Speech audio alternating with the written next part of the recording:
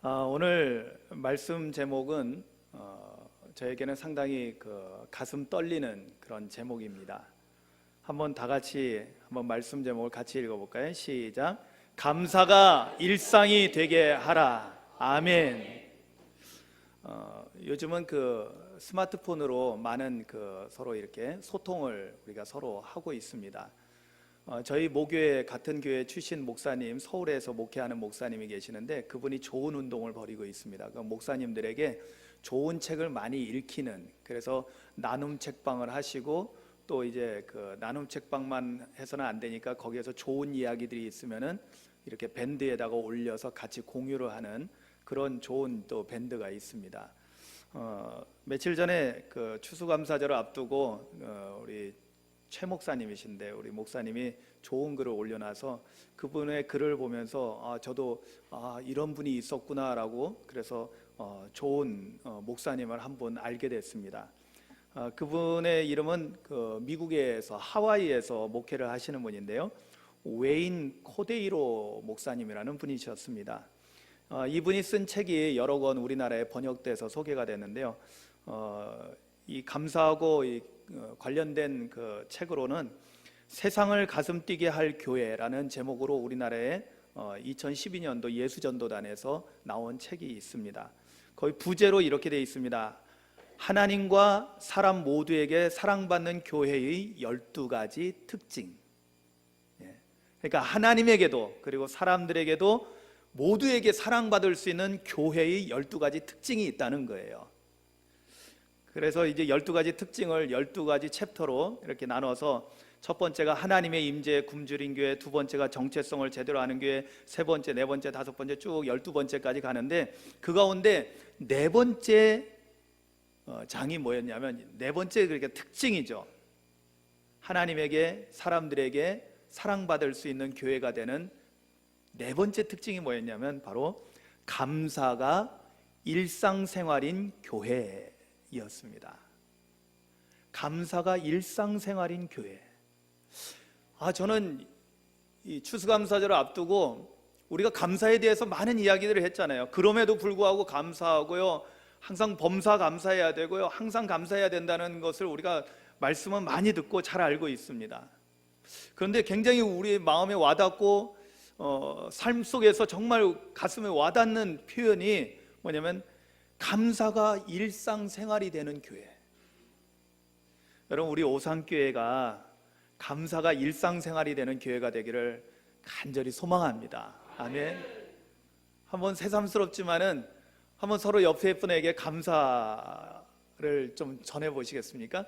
감사합니다 하고 서로 인사 나눠보시죠. 감사합니다. 저도 우리 장로님하고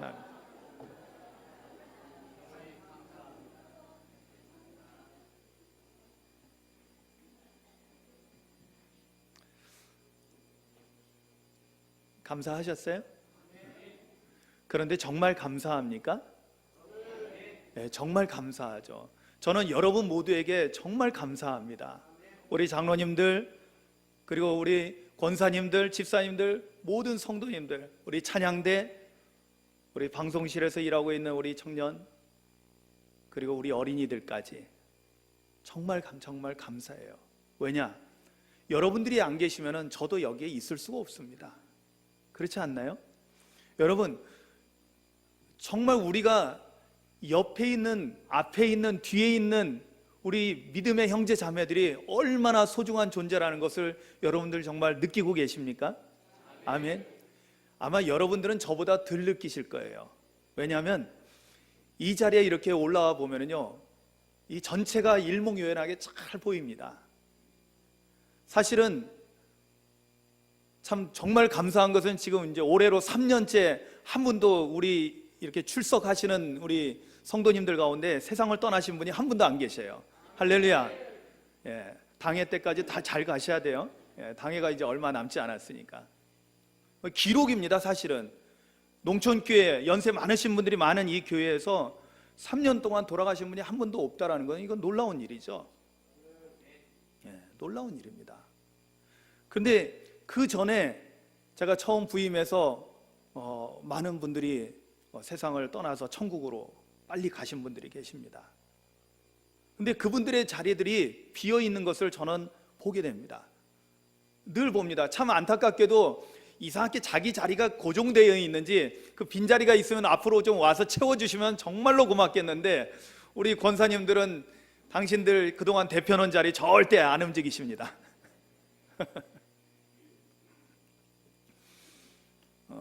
앞으로 좀 감동이 되시면은 앞자리를 좀 채워주시면 고맙겠습니다. 아멘 좀 하셔요. 우리 권사님들, 우리 장로님들이 어차피 맨 앞자리 차지하고 앉아 계시는데, 그런데 정말 감사한 거예요. 여러분, 감사가 일상생활이 되는 교회가 정말 하나님께도 사람들에게도 사랑받을 수 있는 교회라는데, 우리 교회가 정말 그런가? 라는 것에 대해서 한번 생각해 보면서 함께 오늘 말씀을 나눴으면 좋겠습니다. 여러분, 우리가 잘 알려져 있는 이야기 중에 하나, 이 영국에서 청교도들이 신앙의 자유를 꿈꾸면서 정말로 100일이 넘는 그런 오랜 거친 바다를 거치면서 항해를 해서 드디어 미 대륙에 도착했을 때, 그들은 참으로 너무나 어려운 가운데 왔지만은 그들이 처음 추수감사절을 지키면서 다음과 같이 7가지 감사를 드렸다고 합니다. 첫 번째 감사는 작은 배라도 주셨음을 감사합니다. 두 번째 감사는 117일간의 계속 항해를 할 수 있었음을 감사합니다. 세 번째 감사는 2사람이 죽었지만 한 아이가 태어나게 하심을 감사합니다. 네 번째는 돛이 부러졌으나 파손되지 않게 함을 감사합니다. 다섯 번째는 파도에 휩쓸린 사람들이 모두 구출되게 하심을 감사합니다. 여섯 번째는 호의적인 그러니까 우리를 해치지 않는, 우리에게 호의적인 그런 원주민이 사는 곳으로 상륙할 수 있게 해주심을 감사합니다. 그리고 7번째, 이곳에 와서 한 명도 돌아가자는 사람이 없었음을 감사합니다 라고 7가지 감사를 처음 추수감사절에 드렸다는 거예요. 참 감동이 돼요. 참 이들은 삶의 참 세밀한 그런 부분까지도 정말 감사하구나. 정말 2사람이 죽었지만은 한 아이가 태어난 것에 대해서 감사할 수 있는 그런 믿음이 이들에게는 있었구나. 우리 감리교회 창시자이신 존 웨슬리 목사님이 우리의 영적인 상태를 점검하기 위해서 감사에 대한 이런 질문을 하십니다. 당신은 생명과 호흡과 모든 것을 주신 그분께 충분히 감사하고 있습니까?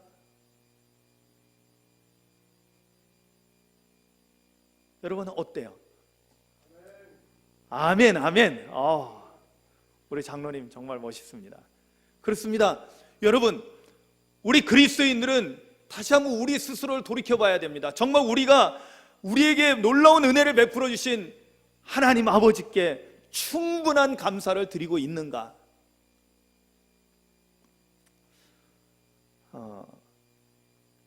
여러분들이 보시기에는 어떤지 모르겠지만 강단을 이렇게 어떻게 준비하면서 2가지 마음이었어요. 한편으로는 너무너무 감사한 부분도 있는 반면에 한편으로는 좀 아쉽고 착잡한 마음도 있었어요. 그러니까 서로 양면되는 그런 마음이 있었는데, 그것은 뭐냐면 이렇게 쌀을 늘 이렇게 우리 어려운 이웃들과 함께 나누라고 쌀을 이렇게 보내주시면 이번에도 10kg짜리 40개를 10kg짜리 40개면 몇 킬로죠? 400kg 5가마입니다. 옛날 80kg로 따지면. 매년 이렇게 주셔서 여기에 강단에 올린 거는 우리 교우들을 위해서 또 우리 이웃들을 위해서 사용하고요. 또 절반 20개는 어려운 개척교회 목사님들을 섬기는데 우리가 쓰고 있습니다. 거기다 오늘은 여기 가운데 이상한 박스가 올라가 있죠. 여러분 미리 말씀드리는데요, 이거는 또 우리 오도진 권사님, 안병순 권사님, 이따가 제가 소개는 해드리겠지만은 그분이 이곳에 오셔서 기업을 이렇게 하나 하시면서 이 쌀 조청을, 강화 섬쌀로 만든 이 조청을 만드셔서 우리 성도님들에게 선물을 해드리고 싶다고, 그래서 선물을 하고, 그래서 이따가 여러분들 오늘 수지 받으셨어요. 이거는 오늘 오신 분만 받아갈 수 있어요. 그래서 한 분씩 다 나눠드리라고 조총을 이렇게 헌물해 주셨어요. 참 풍성해서 너무 감사했어요. 그런데 제가 지난주에 좀 광고를 좀 잘못했는지 어쩌녁만 해도요, 밤 12시가 됐는데도 여기 밑에가 거의 허했어요. 호박 2개 하고 배추 2개 하고 그리고 콩 몇 개 이렇게 해서 듬성듬성 있었어요. 왜 그러지? 우리가 작은 거 하나라도 하나님 앞에 바치는 그런 감사로 드리는 것이 우리 농촌교회의 아름다운 미덕이었는데 내가 지난주에 광고를 잘못했나?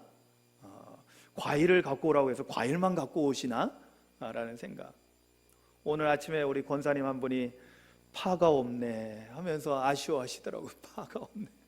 과일만 갖고 오라고 생각을 하시고는 파를 안 갖고 오셨어요. 정말 우리가 충분히 감사를 드리고 있는가 한번 점검해 볼 필요가 있습니다. 제가 정말로 또 이 글들 가운데 진짜 감동을 먹은 그런 구절이 하나 있었는데, 그건 뭐냐면 영국의 성공의 목사이자 시인인 조지 허버트 목사님이 쓴 글 가운데 이런 글이 있습니다. 그의 기도문이에요.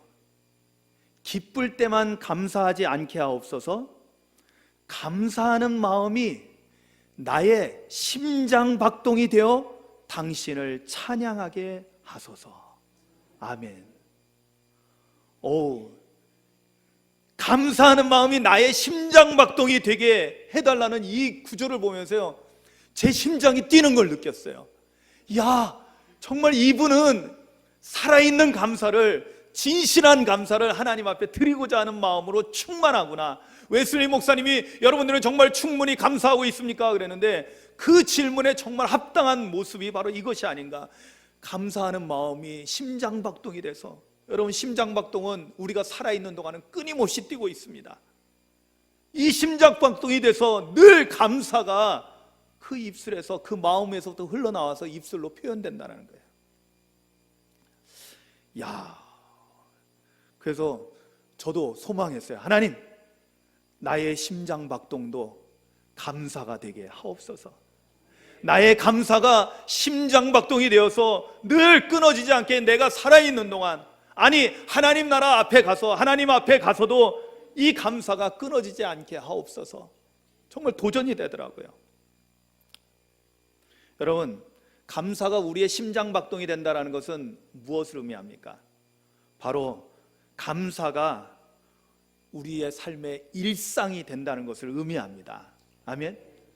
일상이 되는 거예요. 여러분, 특별할 때만 감사가 아니에요. 추수감사절에만 감사가 아닙니다. 우리의 일상 자체가 감사가 되어야 할 줄로 믿습니다. 그러면 오늘 말씀 제목대로 감사가 일상이 되게 하라 해서, 우리의 감사가 일상이 되게 하려면 그럼 어떻게 해야 될까요? 어떻게 하면 감사가 일상이 될 수 있을까요? 제가 말씀을 기도하면서 준비하는 가운데 우리 그리스도인에게 있어서는, 세상 사람들과 다르게 구별된 우리 그리스도인들에게 있어서 감사가 일상이 되게 하려면 어떻게 할까 기도하는 가운데, 여러분, 우리 그리스도인의 삶은 무엇이 중심입니까? 예배가 중심입니다. 아멘이죠. 예배가 중심이니까 그렇구나, 우리의 감사가 일상이 되려면은 가장 먼저 감사가, 예배에서 감사가 회복되어져야 된다는 거예요. 아멘. 그래서 한번 따라 하시겠습니다. 예배에서 감사를 회복하자. 아멘. 여러분, 사실 이 예배라는 것은요, 우리가 그냥 예배를 드린다라고 표현하지만 어떤 예배든지, 여러분, 추수감사 예배만 감사 예배가 아닙니다. 그렇지 않습니까? 여러분, 매주일 우리가 드리는, 하나님께 드리는 예배는, 모든 예배는 감사 예배여야 된다는 것을 깨닫기를 주님의 이름으로 축원합니다. 그렇습니다. 모든 예배는 하나님께 드리는 감사입니다. 감사로 예배를 드리는 거예요. 이 찬양을 제가 사실 부르고 싶었는데 못 불렀는데, 왜냐하면 코드가 안 맞아서요. 그런데 이런 찬양이죠. 감사로 예배 드리는 자가 하나님을 영화롭게 하나니. 할렐루야. 감사로 예배드리는 자가 하나님을 영화롭게 한다고 했습니다. 그렇습니다. 감사로 예배드리는 것. 여러분 성경에 보면은요, 예배에 대해서 구약시대에는 제사라고 표현이 되어 있어요. 여러분 구약시대는 제사였지만 오늘날의 예배가 됐습니다. 그러나 형식은 바뀌었지만은 그 근본 정신은 그대로 이어져 가고 있습니다. 여러분 구약의 레위기에 보면 5대 제사를 소개하고 있습니다. 5대 제사가 뭡니까? 번제, 빨리 불러오세요. 소제, 빨리 불러오세요. 화목제, 이거 다 제가 해야 돼요. 그 다음에 속죄제, 속건제, 이 5가지 제사가 이스라엘 5대 제사입니다. 여러분 이 5대 제사는 너무나 중요해요. 왜? 이 제사가 지금은 그렇게 제사를 드리지 않지만은 오늘날의 예배 가운데 그 정신이 다 들어가 있어야 된다는 거예요. 번제는 모든 것을 다 태워서 몽땅 하나님 앞에 드리는 겁니다. 여러분 온 마음과 온 정성을 다해서 예배를 드려야 될 줄로 믿습니다. 아멘. 소제는 정성을 다해서 드리는 겁니다. 여러분 예배에는 정성을 다해야 돼요. 여러분 좋은 옷 샀습니다. 이쁜 옷 샀습니다. 여러분 언제 제일 먼저 입어야 돼요? 주일날 하나님 아버지께 올 때 처음 입어야 되는 거예요. 왜냐? 그게 우리의 마음 자세고 정성인 것입니다. 아멘. 여러분 우리가 하나님 앞에 바치는 거 많고 적은 게 문제가 아닙니다. 많이 드렸다고 해서 더 잘했고 적게 드렸다고 해서 못했고가 아닙니다. 중요한 것은 뭐냐면 그 마음의 정성인 거예요. 소제는 고운 가루로 드리는 건데 그렇게 곱게 하려면 정성을 다해야 되는 것을 의미합니다. 그리고 세 번째 화목제가 있는데요, 화목제는 뭐예요? 감사로 드리는 제사예요. 그런데 여러분 신앙이 뛰어난 사람들은요, 참 신앙생활 제대로 잘하고 있을 때는요 항상 번제와 더불어서 함께 드려야 되는 제사가 있었는데 그게 뭐냐면 감사의 제사, 화목제였어요.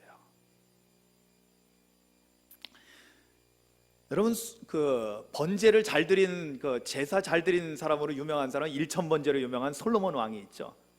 솔로몬 왕이 열왕기상 8장 64절에 보면 이렇게 말씀하고 있습니다. 그날의 왕이 여호와의 성전 앞들 가운데 거룩히 구별하고 거기서 번제와 소제와 감사 제물의 기름을 드렸으니 이는 여호와의 앞 놋제단이 작음으로, 놋제단이 작았대요. 그래서 번제물과 소제물과 화목제의 기름을 다 용납할 수 없음이라 그랬어요. 할렐루야.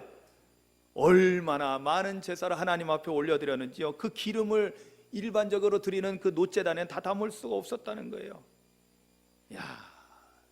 그런데 거기에 나오는 번제물과 소제물과 화목제, 이게 뭐예요? 바로 감사제물. 그래서 앞에서는 번제와 소제와 감사제물의 기름이라고 했고 그 다음에는 번제물과 소제물과 화목제라고 했습니다. 그렇습니다. 감사제물은 바로 화목제의 제물입니다. 오늘날 예배 때 여러분 감사하는 마음이 정말 우리 안에서 차고 넘쳐야 될 줄로 믿습니다. 그것이 우리에겐 출발점이에요. 정말 우리가 일상에서 감사가 되려면은, 우리의 감사가 일상이 되게 하려면은 제일 먼저 우리 믿는 사람들은 예배의 삶이 중심이기 때문에 예배 때부터 감사가 흘러넘치셔야 돼요. 여러분 이 지금 예배드리는 이 시간에 여러분들 심령 가운데 감사가 흘러넘쳐나게 되기를 주님의 이름으로 축복합니다. 아멘. 그리고 두 번째는요, 우리의 찬양에서 감사가 회복되어져야 됩니다. 여러분 원래 찬양이라는 이 단어 자체가요 감사하고 같은 맥락으로 쓰여지고 있습니다. 여러분 모든 찬양에는 감사가 바탕에 깔려 있어야 됩니다. 여러분 우리가 잘 알고 있는 이 구약의 시편 가운데 보면, 모든 찬양들 가운데 보면 제일 많이 등장하는 것이 무엇이냐? 감사의 주제입니다. 그리고 감사를 고백하는 것이었습니다. 여러분 찬양하면 떠오르는 위대한 왕이 있죠. 누구예요? 시편의 거의 대부분을 기록하고 있는 다윗 왕 아닙니까? 여러분 잘 알다시피 다윗은 언약궤가 다윗성에 들어올 때, 예루살렘에 들어올 때 그는 감사가 넘쳐가지고 기쁨으로 춤을 췄습니다. 고쟁이가 보일 정도로. 그리고 나서 그것으로 끝나지 않았죠. 다윗 왕은 레위 지파 가운데 아삽 자손을 특별히 선택해가지고 그들을 늘 하나님의 전에서, 언약궤 앞에서, 하나님의 전전에서 늘 찬양하는 사람으로 세워놨어요. 근데 이들은 찬양하는 자로 세워져서 뭐를 했느냐? 항상 감사하는 찬양을 했다는 거예요. 역대상 16장 7절에 이렇게 말씀합니다. 그날에 다윗이 아삽과 그의 형제를 세워 먼저 여호와께 감사하게 하여, 먼저 여호와께 감사하게 하여 이르기를 너희는 여호와께 감사하며 그의 이름을 불러 아뢰며 그가 행하신 일을 만민 중에 알릴지어다. 아멘. 감사하라는 거예요. 아삽 자손이 하는 일은 찬양하는 일이었어요. 그런데 그 찬양하는 일이 무슨 일이냐? 구체적으로 바로 감사가 바탕에 늘 깔려 있는 거예요. 그래서 감사 찬양이었던 것입니다. 여러분, 언약궤가 다윗성에 들어올 때 그는 여호와께 감사하라, 그는 선하시며 그의 인자하심이 영원하미로다 라고 고백합니다. 성전 건축을 위해서 여러분 다윗은 애를 썼습니다. 모든 준비를 다 했습니다. 사실은 모든 준비는 다윗이 다 해놓고 그 열매는 솔로몬이 맛본 것입니다. 그런데 여러분 아시다시피 다윗에게는 성전을 건축할 수 있는 것이 허락되지 않았습니다. 그럼에도 불구하고요, 다윗은 뭐라고 하나님을 찬양하는 줄 아십니까? 역대상 29장 13절에 이렇게 찬양합니다. 우리 하나님이여, 이제 우리가 주께 감사하오며 주의 영화로운 이름을 찬양하나이다. 감사하며 찬양한다는 것입니다. 그러면서 뭐라고 고백하냐면 나와 내 백성이 무엇이기에 이처럼 즐거운 마음으로 드릴 힘이 있었나이까? 모든 것이 주께로 말미암았사오니 우리가 주의 손에서 받은 것으로 주께 드렸을 뿐이니이다. 아멘. 여러분, 많은 것을 드리신 분들 정말 감사해요. 그러나 분명한 것은 내가 드리는 것이 아니고 내 것 드리는 것이 아니라 주님께서 나에게 주신 것을 드린다는 것을 깨닫기를 주님의 이름으로 축원합니다. 그럴 때 하나님께서 우리에게 더 많은 것을 맡겨주셔요. 쓸만하네, 그릇이 됐어, 할렐루야. 그러니까 감사하는 사람은 더 감사할 일들이 계속 생겨나는 거예요.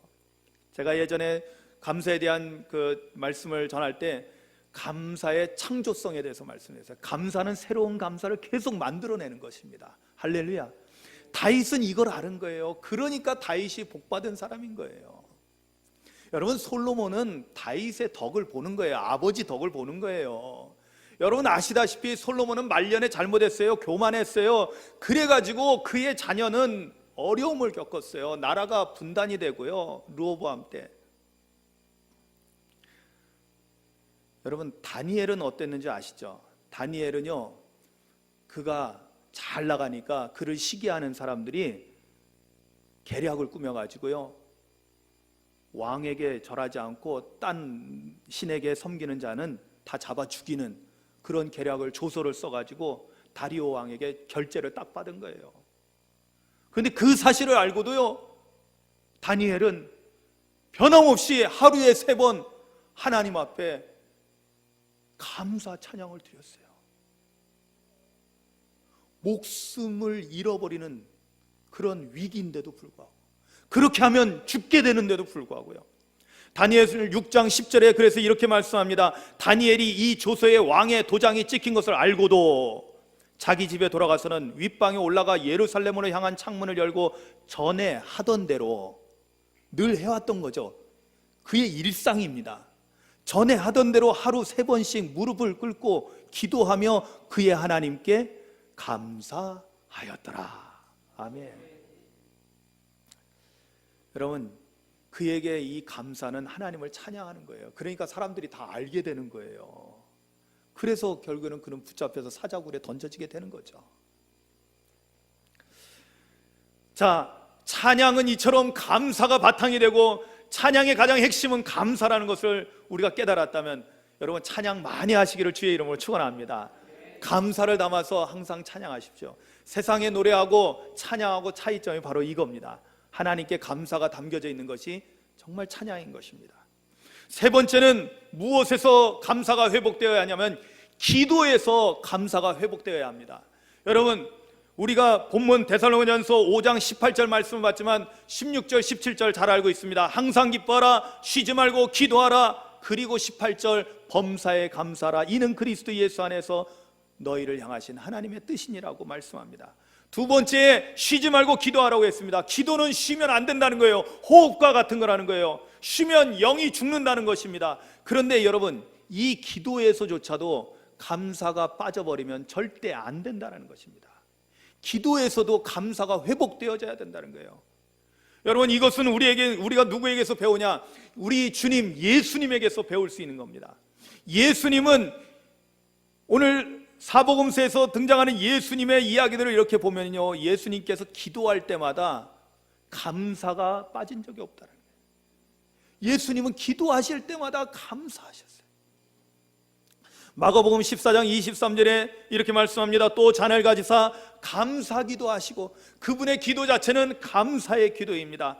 그리고 그들에게 주시니 다 이를 마셨다라고 합니다. 바로 최후의 만찬 때 바로 포도주를 나누던 그 모습인 것입니다. 누가복음 10장 21절에는 이렇게 말씀합니다. 그때 예수께서 성령으로 기뻐하시며 이르시되 천지의 주제이신 아버지여, 이것을 지혜롭고 슬기 있는 자들에게는 숨기시고 어린아이들에게는 나타내심을 감사하나이다. 아멘. 이렇게 된 것이 아버지의 뜻이니이다. 아멘. 아버지의 뜻대로 되어지는 것에 대해서 그는 감사로 기도하고 있는 것입니다. 여러분, 죽은 나사로를 살릴 때도요, 아직 나사로는 살아나지 않았습니다. 그런데 예수님은 먼저 이렇게 말씀합니다. 요한복음 11장 41절에 돌을 옮겨 놓으니 예수께서 눈을 들어 우러러 보시고 이르시되, 이것이 하나님께 기도하는 거예요. 아버지여, 내 말을 들으신 것을 감사하나이다. 아멘. 아직 말씀 안 하셨어요. 나사로야 나오너라 안 하셨어요. 그렇지만은 주님은 먼저 하나님께 기도합니다. 하나님 아버지, 내 말을 들어주신 거 감사합니다. 할렐루야. 놀랍지 않습니까? 주님의 기도에는 확신 가운데 드리는 감사가 있었던 거예요. 빌립보서 4장 6절 말씀, 아까 우리 장로님이 기도 가운데 말씀하셨는데, 제가 여기 본문에는 준비는 안 해놨는데 그 말씀 제가 너무나 좋아하는 말씀이죠. 뭐예요? 아무것도 염려하지 말고 모든 일에 기도와 간구로 너희 구할 것을 감사함으로 하나님께 아뢰라. 아멘. 감사함으로 아뢰라고, 감사함으로 기도를 하라고 성경은 우리에게 권면하고 있습니다. 그렇습니다. 기도에서 감사가 빠져버리면은 말 그대로 안고 없는 찐빵이 돼버립니다. 예? 기도에서 감사가 회복되어져야 될 줄로 믿습니다. 이것이 우리 그리스도인들이 일상의 감사가 되는 것입니다. 그리고 말씀에서도 당연히 감사가 회복되어져야 됩니다. 여러분, 지금 말씀 들을 때 여러분들 마음에 감사함이 넘쳐야 돼요. 왜 그런 줄 아세요? 여러분, 우리가 제일 그래도 처음 신앙생활 하면서 그래도 가장 기본적으로 아이들한테 가르쳐주고 우리도 실천하고 있는 것이 있어요. 그나마 제일 가장 실천 많이 하는 거, 그건 뭐냐면 밥 먹을 때마다 감사기도 하시잖아요. 그죠? 밥 먹을 때 그래도 아무리 못해도 땡큐, 하나님 땡큐, 이 정도라도 하잖아요. 솔직히. 예? 여러분, 배가 너무 고파서 급하게 먹더라도 숟가락을 들고라도 아유, 기도 안 했네, 하나님 감사합니다 하고 또 먹잖아요. 그래요, 안 그래요? 저만 그런가? 네, 그렇죠. 어떨 땐 2번 할 때도 있어요. 좀 시간이 조금 지나면은 누가 대표 기도했는데 또 앉아서 또 밥 먹으려고 숟가락 딱 뜨면은 기도 또 해요. 그래서 했지 참. 그런데 그때마다 우리가 하는 기도가 뭐예요? 감사기도 아니에요. 그렇다면은 여러분, 말씀은 무엇입니까? 말씀은 영의 양식 아닙니까? 생명의 떡 아닙니까? 여러분, 그러니 이 말씀을 먹을 때마다 감사함으로 받아 먹어야 될 줄로 믿습니다. 아멘. 정말로 그래서 말씀을 먹을 때마다 우리가 감사할 수 있어야 돼요. 시편 138편 4절에 그래서 이렇게 말씀하는 거예요. 여호와여, 세상의 모든 왕들이 주께 감사할 것은 그들이 주의 입의 말씀을 들음이오며 라고 말씀합니다. 예, 그들이 주의 말씀을 들었기 때문에 그들이 감사합니다라고. 여러분, 우리는 늘 주님 말씀을 듣습니다. 그렇다면 우리는 늘 주님께 감사할 수 있어야 됩니다. 아멘. 말씀에서 감사가 회복되면은 우리는 말씀 들을 때마다 감사가 넘쳐나는 거예요. 여러분, 이 시간에 말씀 듣고 있는 저와 여러분은 모두에게 감사가 넘치시기를 주님의 이름으로 축원합니다. 그래요.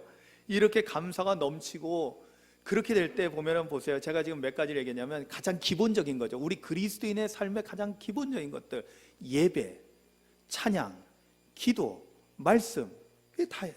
그런데 이것이 다 되어질 때, 이것이 결집되어져서 어떻게 되는 줄 아세요? 이것이 우리 그리스도인의 삶의 자리로 나아가는 거예요. 그래서 우리 그리스도인의 삶은 범사에 감사하는 삶이 될 수 있는 것입니다. 그냥 되는 것이 아니라 우리의 삶의 기본이 되는 예배 생활에서 감사가 회복되고, 찬양 생활에서 감사가 회복되고, 기도 생활에서 감사가 회복되고, 말씀 생활에서 감사가 회복될 때 그리스도인의 모든 삶 가운데 감사가 회복되는 것입니다. 할렐루야. 그럴 때 이런 고백이 나오는 거예요. 에베소서의 사도 바울이 이렇게 말씀하죠. 범사에 우리 주 예수 그리스도의 이름으로 항상 아버지 하나님께 감사하며. 아멘. 또한 골로새서 3장 17절에도 또 무엇을 하든지 말에나 일에나 다 주 예수의 이름으로 하고 그를 힘입어 하나님 아버지께 감사하라. 아멘. 감사하는 거예요. 로마서 14장 6절에 가서는 이렇게도 표현합니다. 나를 중히 여기는 자도 주를 위하여 중히 여기고 먹는 자도 주를 위하여 먹으니 이는 하나님께 감사하며 먹지 않는 자도 주를 위하여 먹지 아니하니 하나님께 감사하느니라. 아멘. 여러분, 우리가 먹을 때만 감사하는 게 아니라 못 먹을 때도 감사해야 된다는 거예요. 먹지 않고 금식할 때도 감사해야 돼요.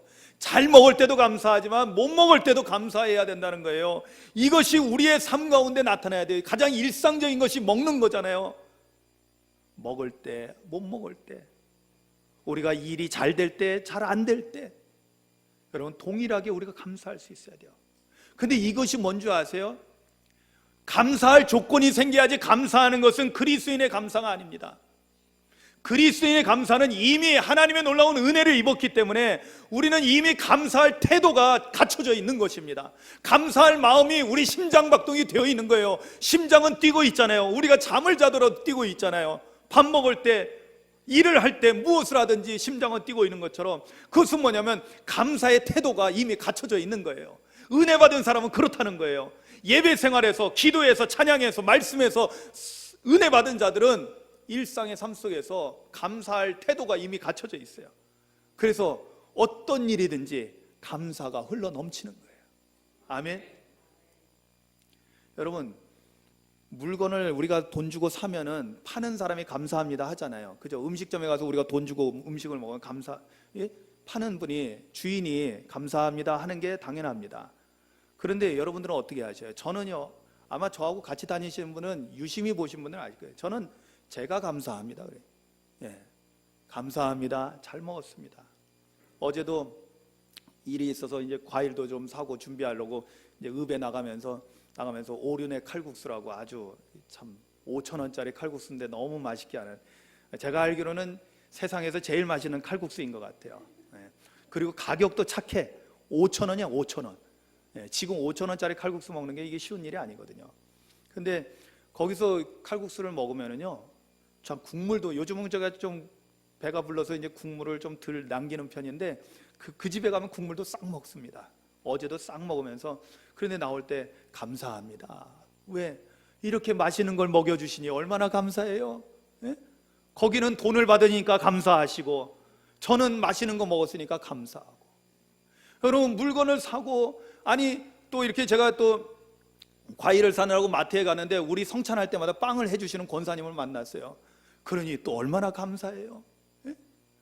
그분은 아무것도 서로 안 사고 아무것도 안 했는데도 불구하고 서로 얼굴 만났다고 감사합니다. 왜냐하면 그동안 쌓인 감사가 있어서 감사합니다. 감사합니다. 내 돈 내고도 내가 감사한 거예요. 여러분, 그리스도인의 삶의 감사는 이거예요. 이미 태도가 갖춰져 있다니까요. 감사할 태도가 이미 충만하다니까요. 그리고 어떤 일에든지 감사할 수가 있게 되는 거예요. 이것이 뭐냐? 이게 바로 감사가 일상이 되는 거예요. 여러분, 잘 될 때만 감사하는 거는 세상 사람들도 할 수 있다니까요. 그러나 그리스도인들은 구별된 사람들이잖아요. 특별한 하나님의 자녀들이잖아요. 빛의 자녀이잖아요. 그러려면은 감사하는 것도 달라야 된다는 거예요. 여러분, 마지막으로 감사하지 못하는 이유에 대해서만 알려드리고 끝맺겠습니다. 여러분 왜 감사 못하는 줄 아세요? 성경이 우리에게 중요한 걸 가르쳐 줍니다. 감사를 해야 하는 것이 마땅한데 하지 못하는 이유는 시편 6편 5절에 이렇게 말씀합니다. 사망 중에서는 주를 기억하는 일이 없사오니 수월에서 주께 감사할 자 누구리이까? 이사야서 38장 18절에서 같은 맥락에서 이런 말씀합니다. 수월이 주께 감사하지 못하며 사망이 주를 찬양하지 못하며 구덩이에 들어간 자가 주의 신실을 바라지 못하되 라고 말씀합니다. 답 나왔죠? 왜 우리가 놀라운 하나님의 구원의 은총을 입은 우리 그리스도인들이 감사를 못할까요? 그것은 영이 죽었기 때문에 그렇습니다.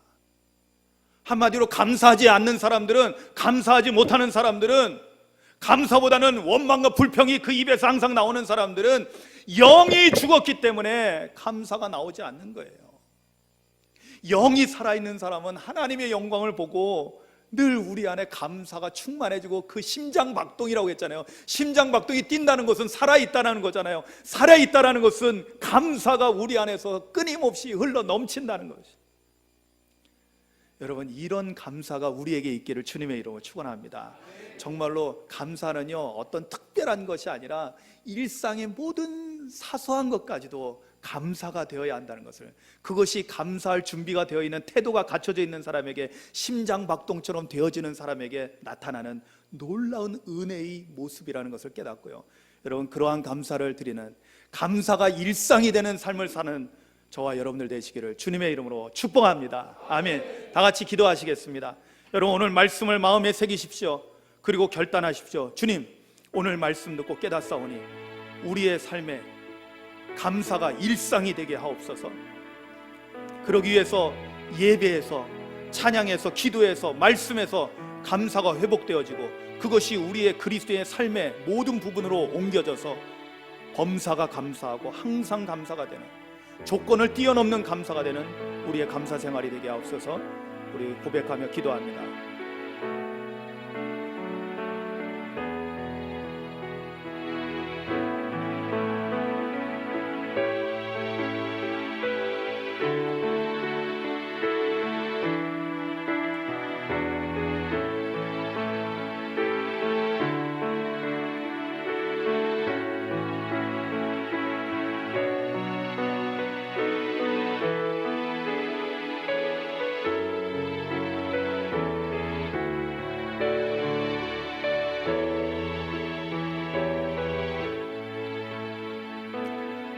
오 주님, 감사합니다.